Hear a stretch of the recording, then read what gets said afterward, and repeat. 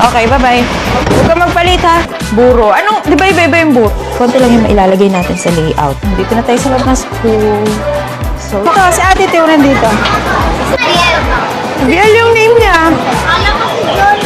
Love me or hate me, partners in maiden, when he let his eyes on me. Yucky, ninini, get to know ya. Let me see Jack and God. Look at do you think I'm sweet? I'm sweet, so sweet. Till we kiss and I'm sick of it. I'm not okay. Good morning! So, today is Monday and back to school na si Orion after 1 week na absent siya. So, ayun, chinek ko ulit yung mata niya, tapos pinatakan ko ulit nung tobramycin na pampatak niya sa mata. Para, at least, maingatan. Para hindi na mamula kasi ayoko na talaga siyang mag-absent.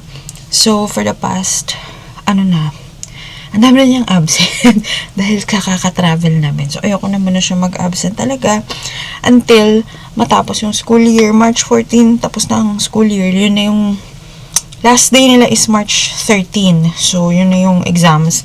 And then, March 14, wala nang pasok. So, saglit na lang kasi Feb 2 na ngayon. Isama mo pa yung mga weekends, di ba, na walang pasok. Tapos magkaka-holiday pa niyan. Ano ba yung Feb 25? Kung holiday, kung school day, kung regular day yung Feb 25, walang pasok pa. Diba? Kasi holiday. So, ayan, prepare lang tayo. Ayan. Wala akong ilaw ko nga. So, ayan. Ito pa rin ang gamit natin. Yung Nature Republic Real Squeeze Aloe Vera. Ayan. Today's scent, Sunflowers by Elizabeth Arden. Tapos alam nyo, every nagda-drive ako, gamit ko to. Saint Benedict na maliit na medal. So, bigay siya ni mama sa akin. So, as a Benedictine child, yun. Lagi kami may Saint Benedict. I also wear this kapag magta-travel for safety. So, balikan na natin si Orion. Kailangan ko na siyang lagyan ng ganito. Ay, yung hair mo muna.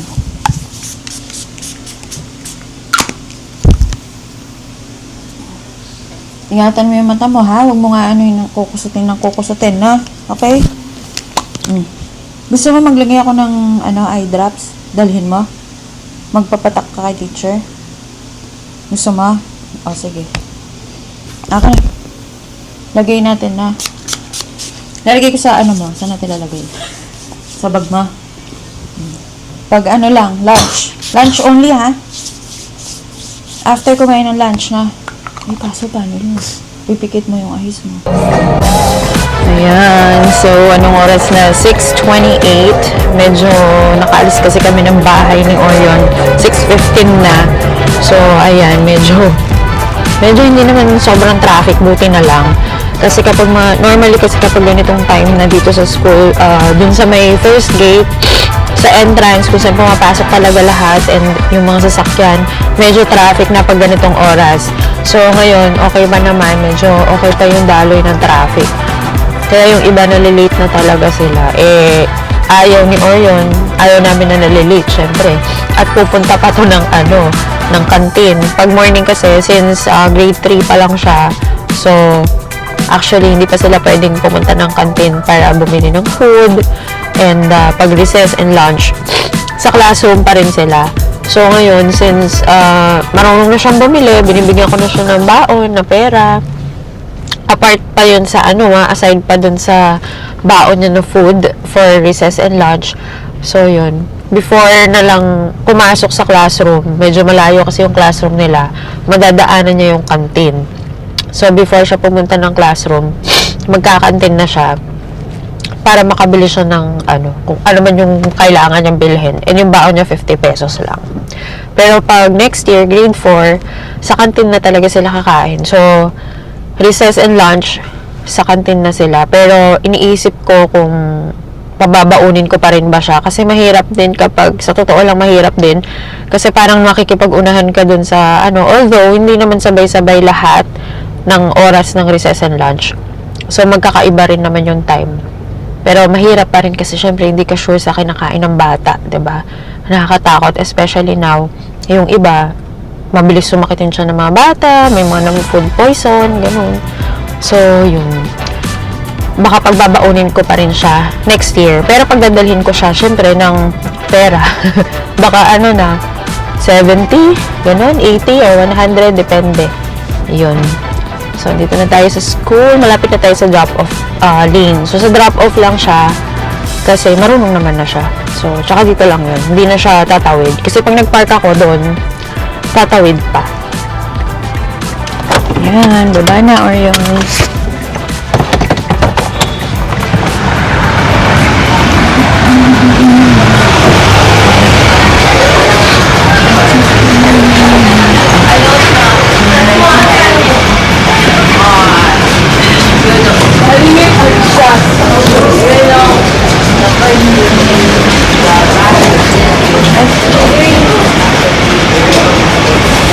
Ay, bakit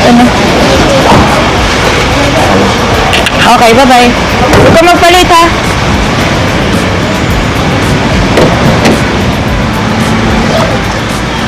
So, kailangan kasi natin tulungan si Oreo na magbaba ng kanyang bag.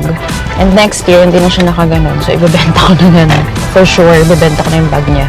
Kasi, pag grade 4, nasa taas na sila. So, mahirapan siya if ganun pa rin ang bag niya. So, bibilhan na lang natin siya ng bag, na backpack. Normally, actually, may mga times na mayroong manong na nag-a-assist sa mga bag ng mga bata doon sa drop-off lane. Ngayon, wala. So, yun. Kailangan kong bumaba. Pero okay lang. Mabilis lang naman yun eh. Okay, so let's go. Pupunta tayo kina mama. Kuha tayo ng ulam. Nandito tayo ngayon sa gas station, sa refill, on the way kina mama. Ang dami nakapila. Meron bang increase bukas? Tuesday. So, papagas tayo. Weekly kasi kami nagpapagas. So, hindi ko hinahayaan na bumaba sa kalahati yung sa gauge namin. So, ngayon, medyo above half pa naman siya. Pero pinapa-full tank ko na agad. Full tank agad. Ayun. And also, pag nagpapagas kami, ginagamit din namin na pambayad credit card. Why? Kasi kapag ganyan na ako, na magpapa-full tank ka, diba? Syempre, hindi mo alam kung magkano yung exact amount dahil hindi talaga siya, meron talaga siyang butal-butal. So, instead of paying cash na kailangan ka pang suklian or kailangan mo maghanap ng barya, yun, credit card na lang. And, meron din may mga cashback, merong rewards and points na ma-earn mo. So, ang ginagamit ko pa nagpapagas, Union Bank na credit card ni Papa, Union Bank Platinum. So, yun ang gamit ko pag nagpapagas ako.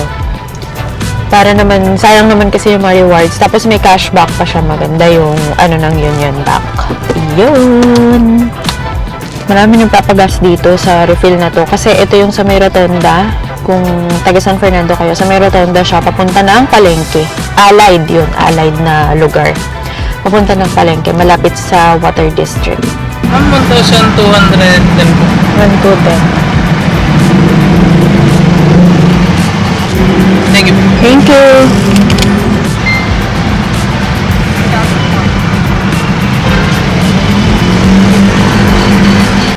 Masyadong maliwanag.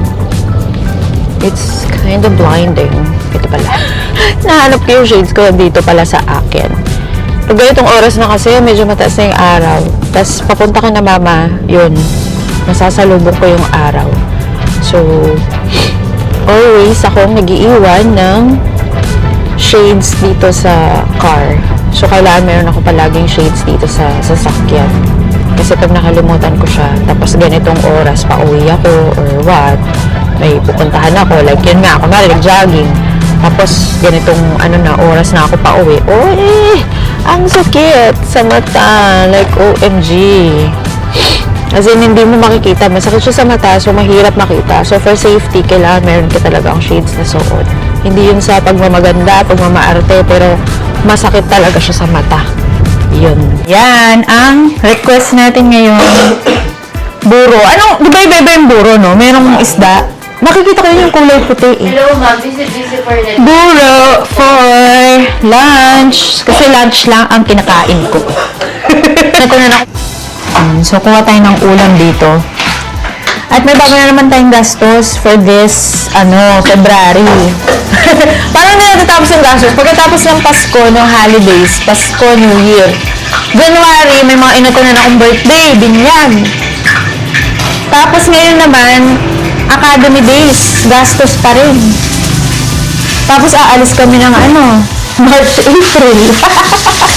Hindi natatapos yung gastos. Tapos enrollment na naman. Walang katapusang gastos. So, February, ang gastos na naman natin yan dahil Academy Days. So, ang kasi dyan, ang gagastos nila cheats. Hindi sila pwede magbayad ng cash sa mga booth at saka sa mga rides. Ilang araw ba yan? 3 days. Ay, pareho sa ano?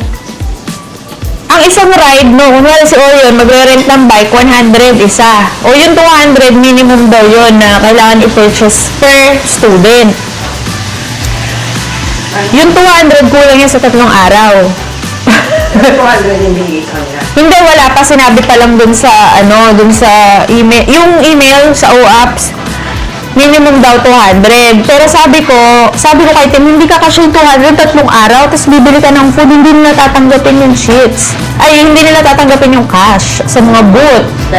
Kailangan mag-cheat sila. Tapos, yun, sabi ko 2,000. Sabi mo kay Teacher Joseph, bibili ka 2,000 na cheats. Okay na yung sumobra kaysa sa kulang. Yung may manong hindi papasok. Alam mo, kaya lang ako nakapag ganito nun. Kasi diba, alam mo yung... Game kasi hindi ako masyado yung Gusto mo? Oo. Hindi. sabihin mo, baka maganda yun. O, sige. Sabihin ko kay Tim. Kasi hindi ko natalo yung kalaban. Ayoko na. Sabi ko na. Alam mo, kaya lang ako nakapaglaro nito. Diba nung kay Modja, nung bago ako manganak, di ako makaakyat sa taas. Nasa baba lang kami lagi. Nabola ko. Di naglaro ko. Talo na. Ayaw na dyan. Kainan. Yung Okay. So, lalagyan mo siya ng pagkain. Oo, 3 liters ba? 1 liter. Summer. O, tinan mo. Sa akin siya lumalapit.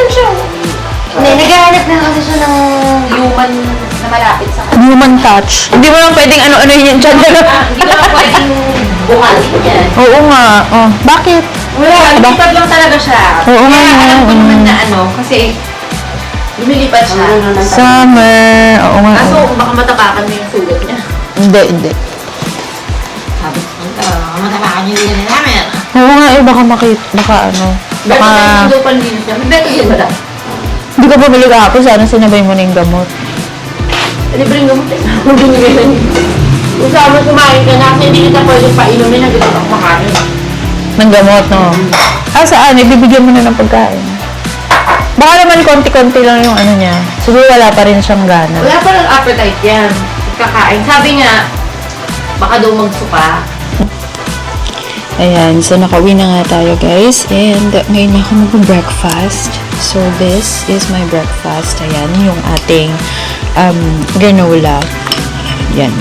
So breakfast granola, merong saging. And naglagay ako ng konting chia seeds.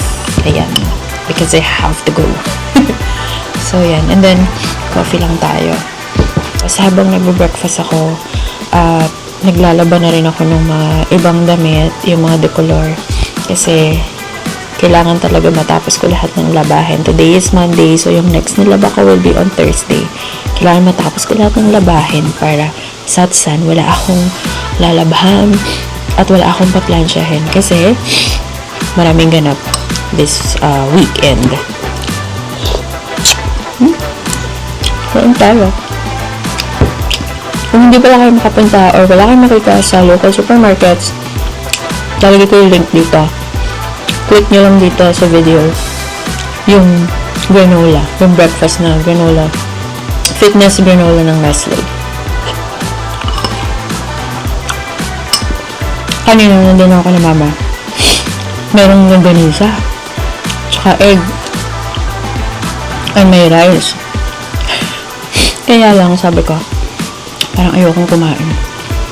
Tsaka hindi na rin kasi ako sanay. Sinasanay ko na yung sarili ko na hindi ako kakain ng breakfast na mabigat. Kasi nga, wala man ako rin masyadong gagawin na sobrang bigat din. Ganon. So, lunch lang talaga yung pinaka-meal ko. So, 1 meal a day lang. Which is lunch. Ayan, so habang tayo ay naglalaba, so nakasaing na rin ako. And ayan, magka-cut tayo ng ating mga sticker orders. So we have 10 sheets of sticker orders. Kakat natin siya manually. Ayan, pakita ko sa inyo. So ito yung gamit ko na paper cutter. Hindi natin siya pwedeng i-cut sa machine kasi hindi siya doon na i-format. So hindi natin siya doon finormat kasi kapag ginanon natin siya, so kapag doon natin nilagay yung layout nito, hindi niya ma-occupy yung buong A4 size ng sticker. And sayang naman yung space.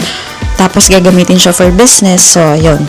So, I suggest na kapag mga pang-business, syempre, medyo nagtitipid tayo kapag ganun. So, mas maganda na yung mga simpleng shapes na lang yung gamitin natin para hindi na tayo magka-cut sa machine. Although, yung iba naman kasi, mas bet nila talaga na yun nga, mas maganda yung pagkaka-cut nung kanilang stickers. So, yun. Kaya, doon natin sila kinakat sa machine. Although, mas mahal lang kasi ng konti yun dahil nga, konti lang yung mailalagay natin na sticker. Konti lang yung mailalagay natin sa layout na stickers, especially kapag may shapes. So, yan. Ganito na. Manual cutting lang tayo ngayon. Ayan, guys. So, let's eat na. And again, ang ating tip ay pagkukuha ng kanin, yun lang. So, hindi na tayo dadagdag after maubos yung ating rice.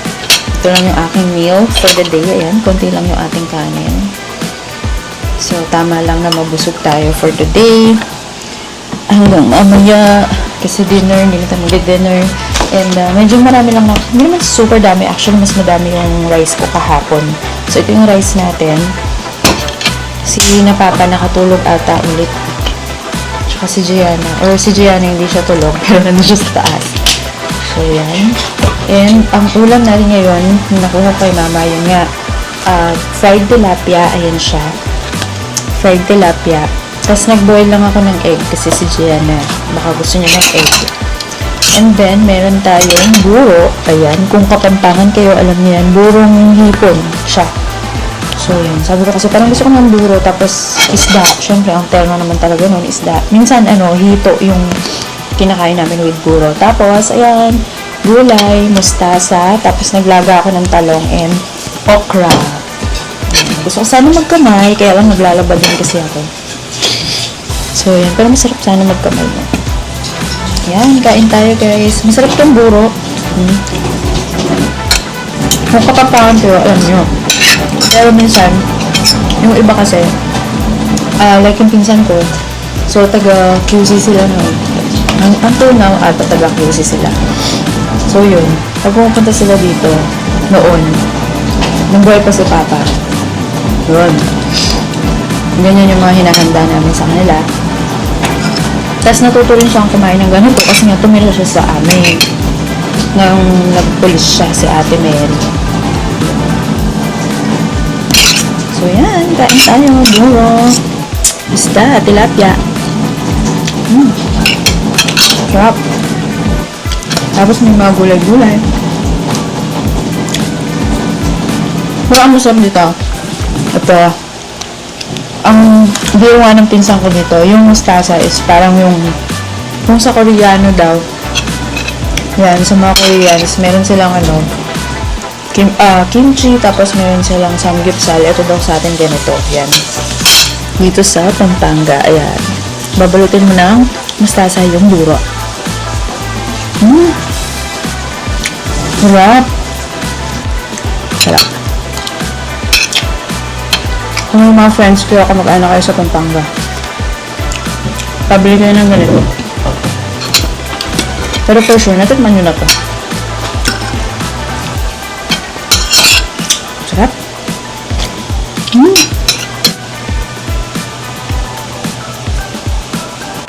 Ayun guys, so nandito na tayo ulit sa school kasi susunduin na natin si Kuya Orion. Actually, umalis ako sa bahay kanina mga 1:45. Yung dismissal kasi nila 2:50. So almost 1 hour before the dismissal ako talaga umaalis kapag ako nagsusundo. And sobrang traffic lang sa Dolores, as in, ang daming sasakyan, ang daming truck kasi itong oras na to, 'di ba? Syempre doon na kasi sila dumadaan if you're from San Fernando. Talagang sobrang traffic ng mga ganitong oras, lalo na yung mga truck doon dumadaan sa Dolores kasi hindi na sila pwedeng dumaan for parang a year na ata, hindi na sila pwedeng dumaan doon sa flyover doon sa may intersection, yung nandun sa may McDo, yun, yung flyover doon, at saka doon sa kabila sa may bandang Lasatin, yung sa may Bubusok. So, if you're from San Fernando, alam na alam nyo yan. Grabe, isa sa mga nagpapa-traffic din dito, yung mga truck, kasi ang lalaki nila, 'di ba? Tapos, ang hilig pa nilang sumingit. So, yun. Anyway, andito na ako, 2:23 na. So, parang mga ano rin ako nakarating dito. Siguro mga mga 2:15, 2:17 na, mga gano'n. Ako nakarating dito. Nagpark ako dito. Medyo malilim, as you can see. Pero, kapag, actually, sana doon ako magpark sa kabila, doon sa sementado. Kaya lang, ang init niya. Tapos, tingnan nyo, papakita ko sa inyo. Kapag doon ka nagpark, normally, mahaharangan ka ng mga service kapag paalis na. So, medyo matatagalan tayo. So, here, mas okay dito.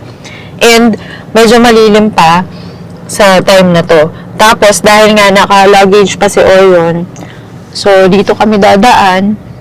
Bubuhatin ko lang dito. Sakto lang dito yung sa likod, sa trunk. Yun. So, pero kailangan kong pumunta. Kailangan kong pumasok sa school kasi bibigay ko to kay Tita Joy. So, ito yung pasalubong ni Kay sa kanya. Ayan. Kasi, at saka nag-birthday kasi siya. So, nagdagdag ako ng konting gift. Ayan. So, pupunta tayo sa registrar now. So, ayan guys. Dito na tayo sa loob ng school. So, yan. Pag-uwi sa my school. Ayan. Dito tayo nag-grades, preschool, grade school, and high school. So, I think palabas na sina Orion. Nasa labas. Wala pa. Ayun na, sina Orion na. Medyo matagal. Tapos kasabihin nila yung mga high school, 3 p.m. sila 2:50. Pero inaabot sila ng past 3 kasi nga malayo yung kanilang classroom. Papunta dito sa gate 3. Dito. Dito ka, dito. Si Ate Teo nandito. Ayan. Ay, ano pala to? Tingnan ko lang kung dumating na yung shopping. Ano yung iPad mo? Ayan, 1, 2, 3, 4, 5,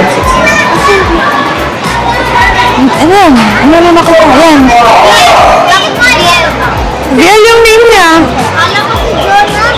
Go! Ate, tingnan mo yung Shopee mo. Okay na? Nasaan na? Wala pa. Baka mo, kailan mo ba in-order kahapon? February 30 ata.